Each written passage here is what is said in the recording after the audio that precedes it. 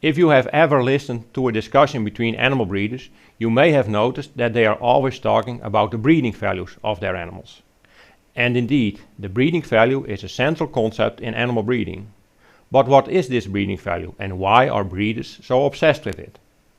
That is what I will explain in this clip. The key point is that the breeding value of an individual predicts the performance of its offspring. To understand the importance of the breeding value, let's first look at the overall objective of animal breeding. Breeders try to improve the average performance of their populations over time. In other words, the next generation needs to be better than the current one. Breeders have been quite successful, as illustrated in this figure on milk production from dairy cows in the Netherlands. The average milk production has increased steadily over time and has approximately doubled in the past 50 years. But how do you make sure that the next generation is better than the current one? In other words, which individuals should we select as parents for the next generation? To maximize the performance of the next generation, we should select the parents that give the best offspring. But how can we find those parents? Are they simply the ones with the best phenotypes? Well, let's look at the phenotype. The phenotype of an animal depends not only on its genes, but also on the environment. For example, if you provide cows with more feed, then they will also produce more milk. Therefore, we can model the phenotypic value of an animal as a genetic value plus an environmental effect.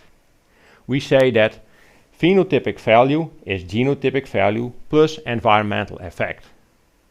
Or in short, P is G plus E. The environmental effect is not transmitted to the offspring. The environmental effect, therefore, is not part of the breeding value. Now let's look into the genotypic value. Offspring inherit genes from their parents, but do they really inherit the genotypic value? The answer is no. The reason is that our animals are diploid. Diploid means that they carry two alleles, indicated by A1 and A2 here. One allele is inherited from the father and the other from the mother.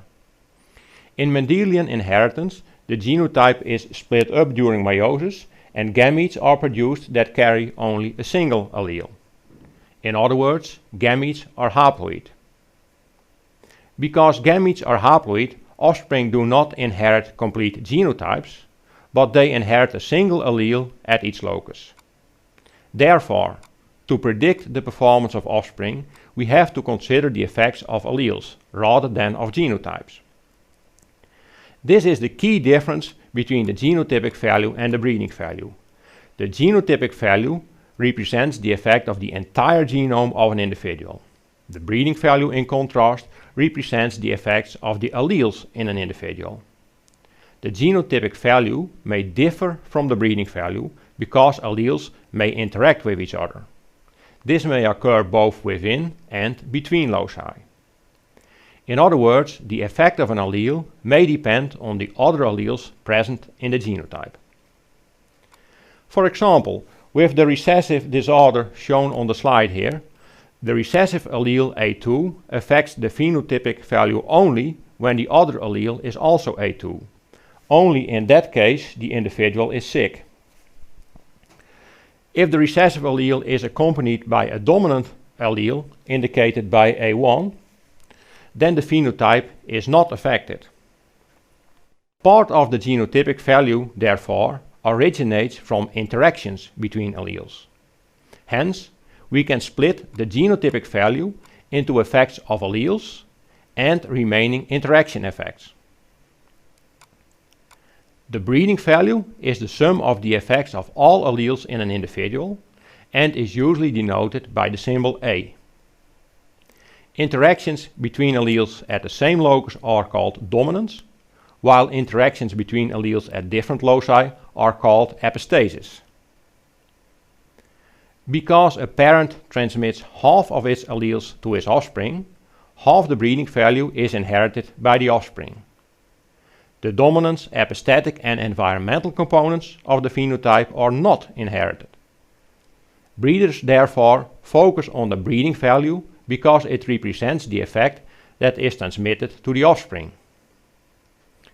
In conclusion, half of the breeding value of an individual predicts the performance of its offspring.